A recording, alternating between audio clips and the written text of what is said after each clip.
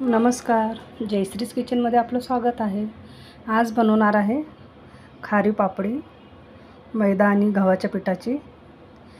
हे आहे गव्हाचं पीठ 1 वाटी, हे मैदा, हे 2-2 बाउल आपण याच्यामध्ये घेतलेले आहेत, 4 वाट्या।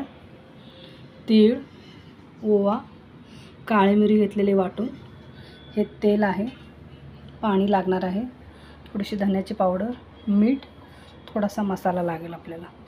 आता आपण याच्यामध्ये तीळ टाकून घेतलेला आहे 2-2 चमचे पोहे खाण्याचे।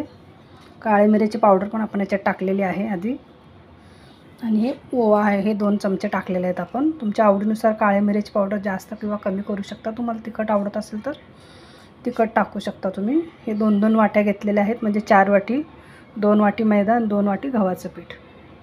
आता आपण हे तेल आहे हे गरम करून घेणार आहे आणि याच्यात ओतणार आहे। मी तुम्हाला दाखवते। आपलं तेल गरम होतं इकडे, आपण तोपर्यंत याच्यात थोडंसं मीठ टाकून घेणार आहे, थोडीशी धन्याची पावडर टाकत आहे, जास्त नाही, थोडंसं 1 चमचा लाल तिखट टाकत आहे। तर आपण हे सगळं मिक्स करून घेणार आहोत आणि याचं छान मस्त पीठ मळून घेणार आहे।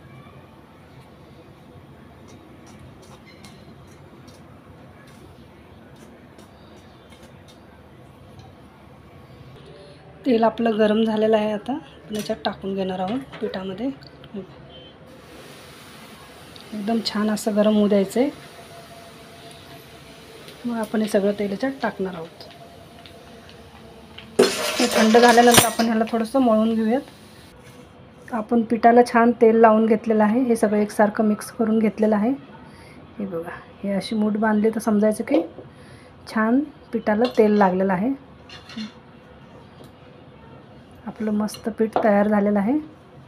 आता मी पाणी टाकून पीठ मळून घेते,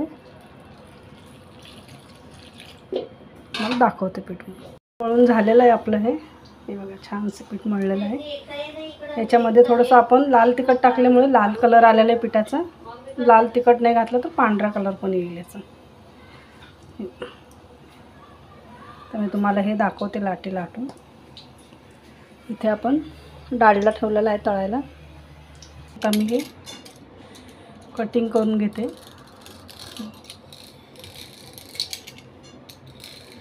असे लांब लांब पातळ पातळ कापून घ्यायचे आपण हे।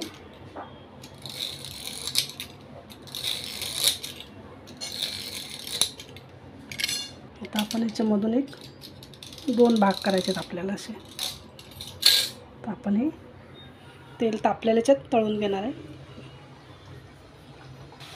हे आपण